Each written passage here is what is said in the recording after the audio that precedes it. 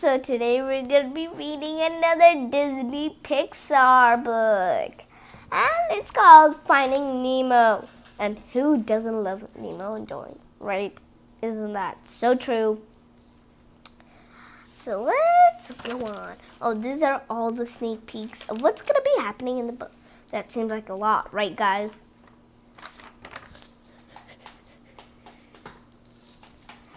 Come on, Dad, Nemo called out. It's time for school. The little clownfish Nemo was ready for the first day of school. The little clownfish Nemo, one of Nemo's fins were smaller than the other.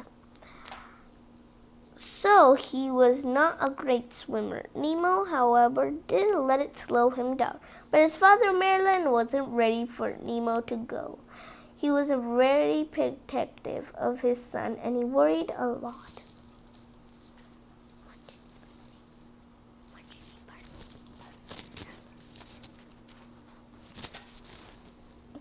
All right, Marilyn reluctantly agreed. Then he went over the safety rules. So first we checked to see the coast is clear, coached Marilyn as he swam out of the animal home. We go out and back in, and then we go out and back in, and then Dad, Nemo interrupted. He tugged on his father's fin and pulled him out at last.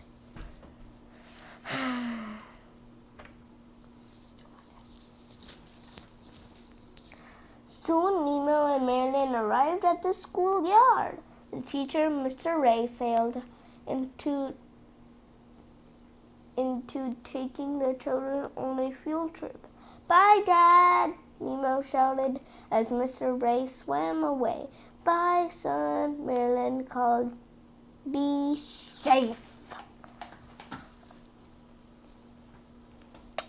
You're doing pretty well, remarked one of the other fathers to Marilyn. I thought I had a tough time when my oldest went out on the drop-off.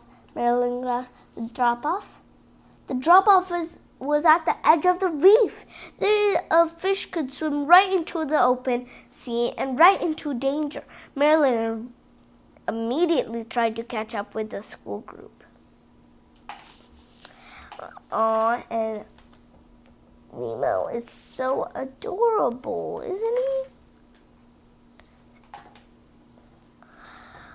Meanwhile, Nemo and his new friends, Tad, Sheldon, and Pearl, sneaked away to look out over the edge of the drop.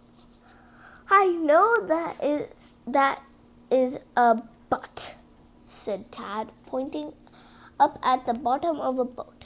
Then Sheldon dared them to see who could swim closest to it.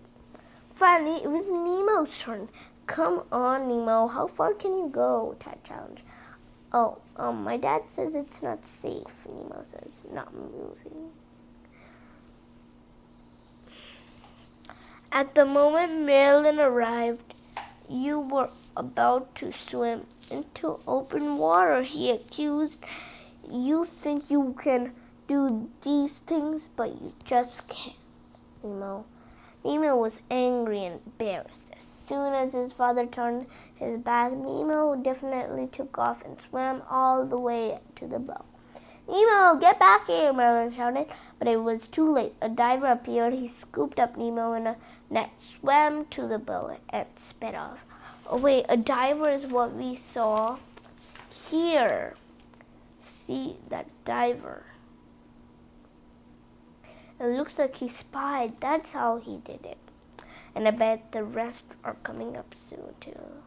Oh, and this too, this abandoned ship they were talking about just now. But the rest will come up too. Let's go to the next page.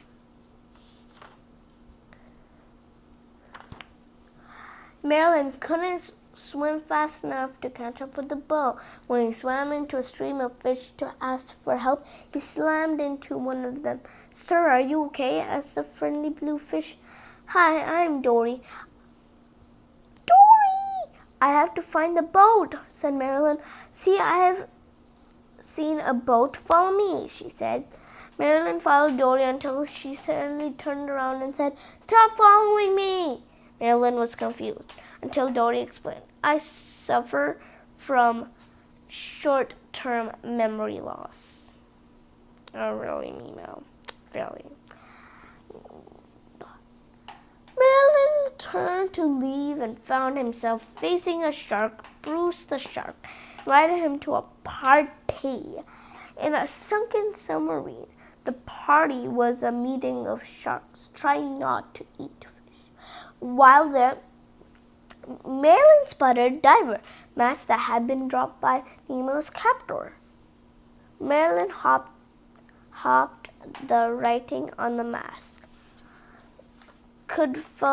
Hoped the writing on the mask could help him find his son. Ugh! What do these markings mean? I can't read human, exclaimed Marilyn.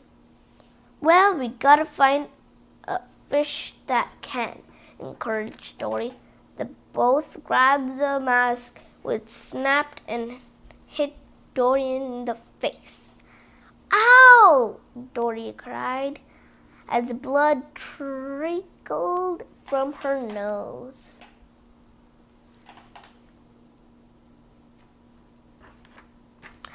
The smell of blood made Bruce want to eat fish again. The party was over. Bruce chased the two fish. Luckily, Marilyn and Dory escaped from the sub with the mask. And Dory remembered she could read. But before she could read,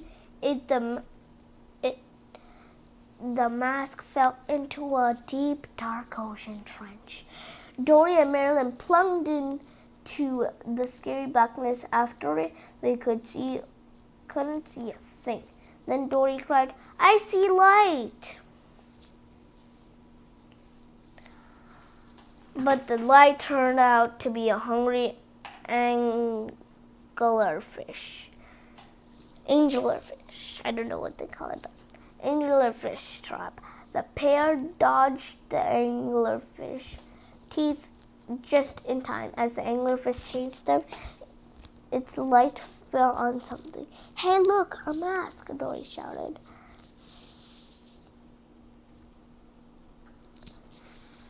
Fell right onto Dory shouted. Read it, Marilyn ordered, trying to keep the angelfish away from Dory. Bring him closer. I need the light, Dory answered. Marilyn led the anglerfish back and forth while Dory read the address on the mask. Then Dory and Marilyn escaped in the nick of time. P. Sherman, 52 Wallaby Way, Sydney, said Dory proudly as they swam off. Now, where is that? Wondered Marilyn.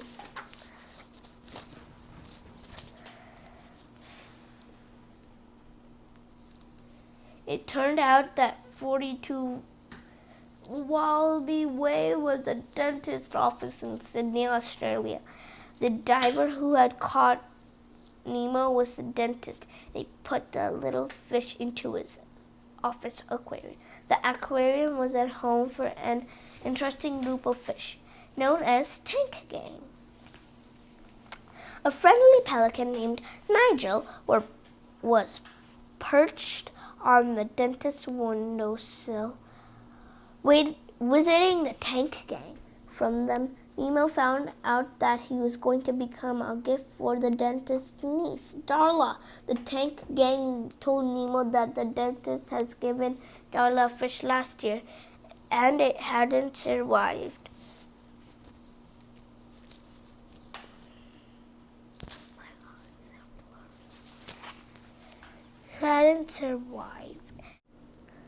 Cried Nemo, horrified. The leader of the tank gang, Gil, reassured Nemo that they would find a way to escape before Darla arrived. Who knows, maybe. Meanwhile, back in the ocean, P. Sherman, 42 Wallaby Way, Sydney, Dory proudly repeated the address over and over. Marilyn, asked a school of moonfish if they could tell him how to get to Sydney. The moonfish didn't want to help Marilyn, but they were happy to help Dory. They formed themselves into an arrow pointing into a direction of Sydney. Great, said Marilyn, rushing off in the direction they had indicated.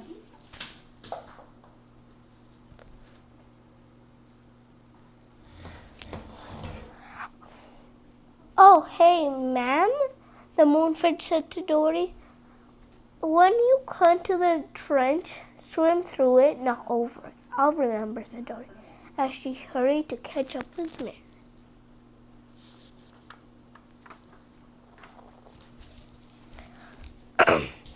I gotta tell you something, Dory shouted to Marilyn. When she finally caught up with him at the edge of the scary trench, she couldn't remember what she needed to say. We're going to swim over this thing, Marilyn said. Something telling me we should swim through it, said Dory. But Marilyn easily tricked her into forgetting, and she happily followed him. As it turned out, danger was lurking in the clear water above the trench. Dory was the first to find it. Ow! Dory yelled. A baby jellyfish had stung. Marilyn rushed over to shoot the baby away. Let's be thankful this time it was just a little one, Marilyn said. But then, when they looked around, Marilyn and Dory discovered that they were surrounded by hundreds of jellyfish. This is bad, said Marilyn. But Dory was giggling. Hey, watch this, she said, bouncing on top of a jellyfish. Marilyn quickly made up a game of jumping on the jellyfish tops, but there was one rule. You can't touch the tentacles, Marilyn explained. The race began. After a while, Marilyn hopped out of the jellyfish forest, but when he turned around, Dory was nowhere in sight. Dory! Marilyn cried. Then he saw her caught in a jellyfish tentacles. Marilyn swam back to his friend and dragged her out of the jellyfish forest. Then everything went black. Later, Marilyn woke to find that he was riding on the back of a turtle named Crush. Saw the whole thing. Dude, said Crush. He and Dory were in a group of sea turtles traveling on the East Australian current, heading for Sydney.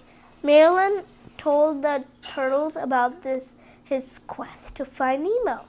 The story passed quickly from sea creatures to sea creatures. Finally, Nigel, the pelican friend of the tank gang, heard about Marilyn's search. Oh, wait a second.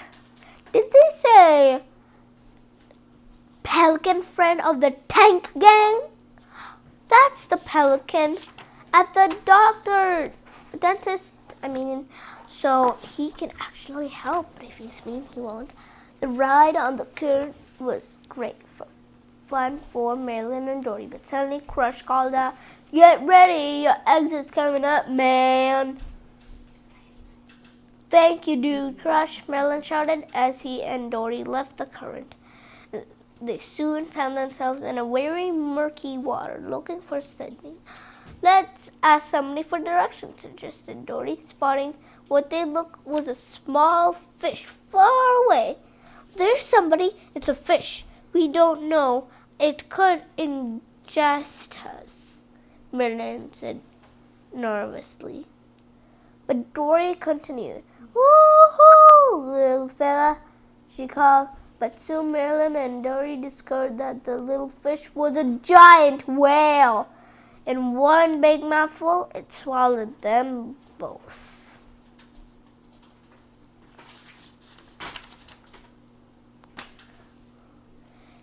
We're in a whale? Shouted Marilyn. Wow, a whale, you know. I speak whale. Dory listened carefully. In the whale's loud moans, he said, we should go to the back of the throat. Marilyn was irritated. Of course he wants us to go there. That's eating us. He says it's time to let go. Dory turned Marilyn. So Marilyn, let's go. Suddenly he and Dory soon found themselves being shot out of a whale's spout. They flew into the air. They splashed back into the sea. When the two of them had discovered they realized they were in Sydney Harbor. You were right, Dory. We made it. We're going to find my son, cheered Marilyn. All we have to do is find the boat that took him. But Sydney Harbor was full of boats that two fishes searched all through the night. The next morning, a hungry pelican scooped the exhausted pair of fish into a beak and flew backwards to land. That's the tank gang, pelican. No, I didn't come this far to be breakfast, yelled Marilyn. He braced himself in the pelican's throat so the bird couldn't swallow him. The pelican cuffed and the two fish landed on a pier. Just then Nigel arrived. I gotta find my son, Nemo, screamed Marilyn. Nigel recognized Marilyn as Nemo's father. Hey, wait! Hop inside my mouth, he told Marilyn and Dory. I could take you to your son.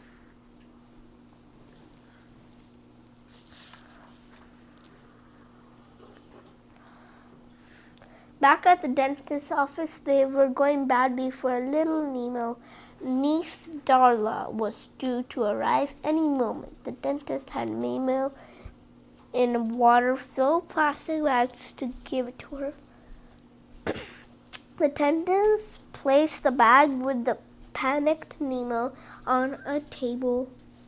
The tank gang instructed Nemo to push the side of the bag so it would roll out of the open window. But as Nemo succeeded in getting the bag rolling, the dentist noticed. Oh, that would be a nasty fall, the dentist said, catching the bag and setting it down on a tray. Suddenly the door to the office slammed open. Darla stomped in. But Nemo had an idea. He pretended to be dead, hoping that the dentist would flush him down the toilet. From there, Nemo planned to swim to the ocean. Hello, Darla, honey, said the dentist to his niece. Oh no, he murmured when he noticed the mindless Nemo. The dentist quickly hid the bag behind his back so Darla wouldn't see it. Moments later, the window burst open and flew Nigel, carrying Dory and Marilyn. What the? Exclaimed the dentist when Nigel collied him. With him, the dentist dropped the bag, holding Nemo into a tray.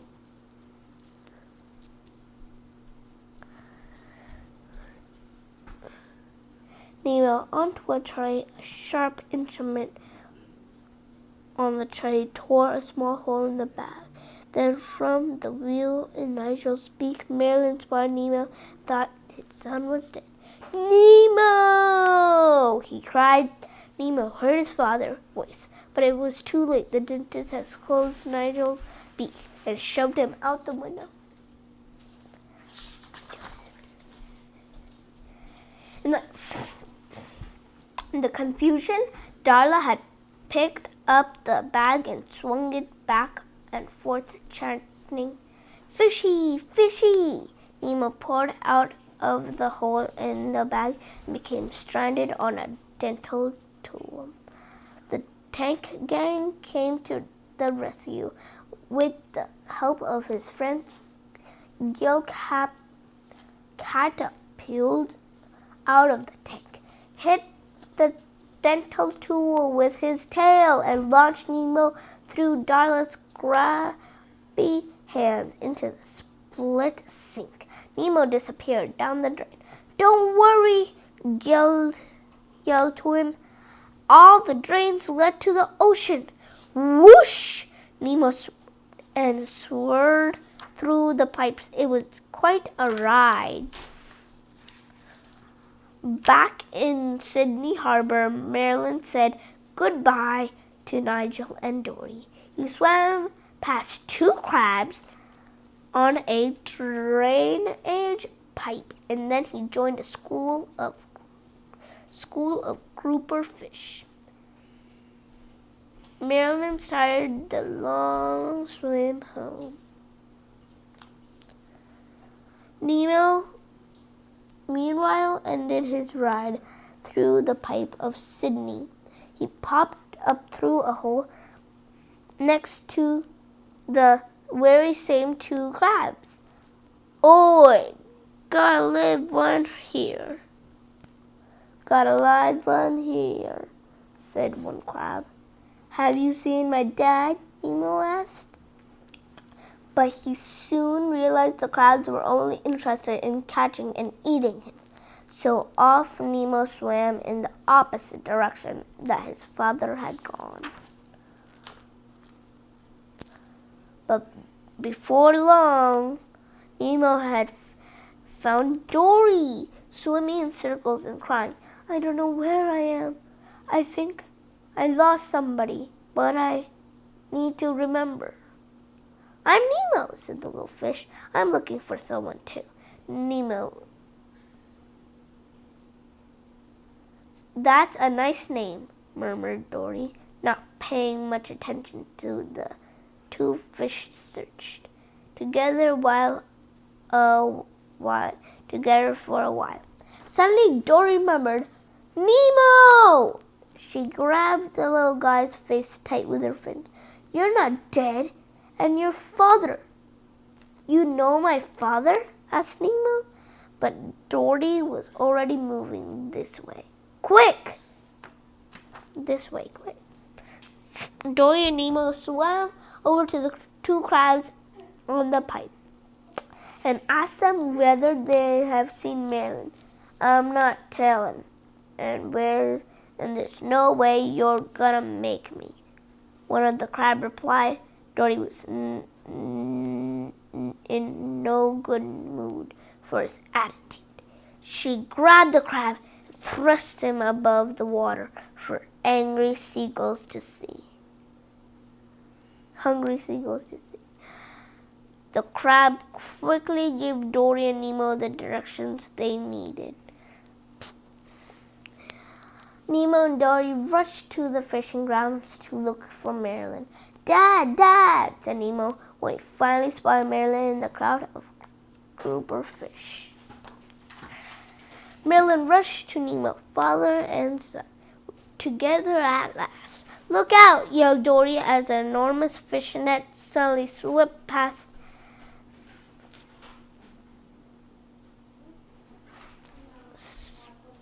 them. The net missed Nemo and Marilyn, but Dory and the grouper fish were caught. "Help!" screamed Dory. "Dad and I know what to do," Nemo called, rushing to the rescue. "No, no, no! Come back!" shouted Marilyn. He didn't want to lose his son again. "Dad," said Nemo, "I can do this." "I know you can," Marilyn finally agreed as Nemo swam into the net as other fish. Nemo argued. The fish deep inside the net swam to the bottom, while Marilyn told those near the outside of the net to do the same. Together, Nemo and Marilyn railed to the fish to swim together, causing the net to break loose. All the fish escaped. Cheering, Nemo and Marilyn were ruined.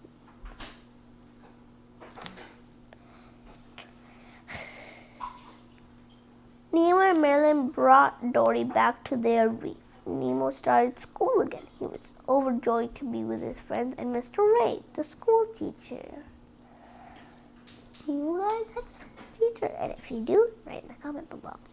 Just as Mr. Ray started to pull away, Nemo looked back at his dad. Then Nemo asked Mr. Ray to wait. Nemo raced back and gave his dad a big "Love you, Dad," said Nemo. "I love you too," said Marilyn, holding tightly. "Now go have an adventure." The end. And that was the story, Finding Nemo. Wasn't that a great story? Well, I hope you liked it. Bye, readers. Bye.